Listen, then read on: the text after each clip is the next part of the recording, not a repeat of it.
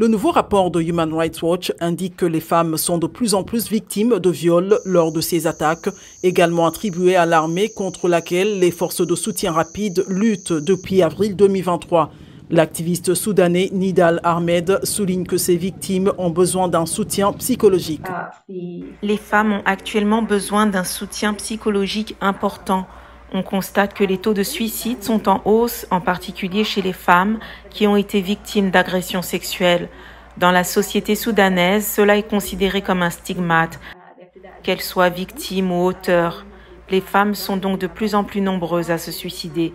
Ce sont donc autant d'indicateurs qui nous obligent à adopter une position ferme. Les témoignages recueillis sont tels que les forces de sécurité détiennent des femmes et des filles dans des conditions qui pourraient s'apparenter à de l'esclavage sexuel et les agressent devant leur famille.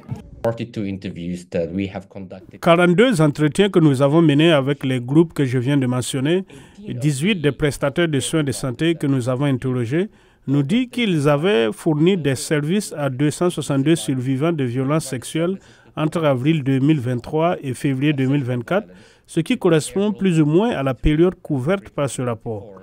Bien que nous fournissions un chiffre pour les cas potentiels de violences sexuelles à Khartoum, nous voulons également souligner qu'il y a un risque de double comptage et surtout qu'il ne s'agit pas seulement de chiffres. Il s'agit sans aucun doute d'un type d'abus très répandu.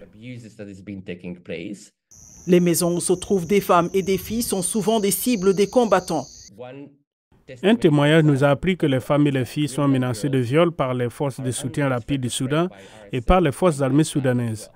Nous avons peur en permanence des incursions des forces de soutien rapide du Soudan dans nos maisons. Nous ne pouvons pas dormir à cause de cette peur. Tous les jours, il y a un raid dans une maison et ils essaient de violer une femme. Ils ne se contentent pas de piller, ils ciblent des maisons spécifiques parce que les femmes s'y trouvent. Ils entrent et demandent à voir les femmes et les filles qui s'y trouvent. En tant que femmes de la région, nous avons commencé à nous rendre dans chaque maison qui a fait l'objet d'un raid et à essayer de parler à la femme, de boire un café avec elle et de lui témoigner notre solidarité. Je pense que beaucoup d'entre elles ont été violées, mais elles ne veulent pas le dire de peur d'être stigmatisées. Parfois, les hommes de la maison et les femmes parviennent à supplier les agresseurs ou à les confronter pour mettre fin au raid ou à la tentative de viol. Cela marche parfois, mais parfois cela ne marche pas.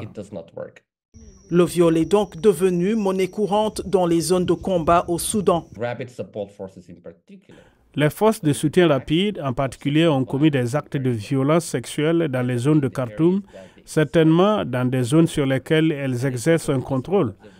On a pu observer un lien entre l'occupation des zones résidentielles et des maisons par les forces de soutien rapide et l'augmentation des signalements de violences sexuelles et d'autres abus. La violence sexuelle s'est ensuite généralisée et nous avons commencé à observer des tendances de viol collectifs, de mariages forcés, de mariage d'enfants et d'enlèvement de femmes et de filles dans les zones contrôlées par les forces de soutien rapide.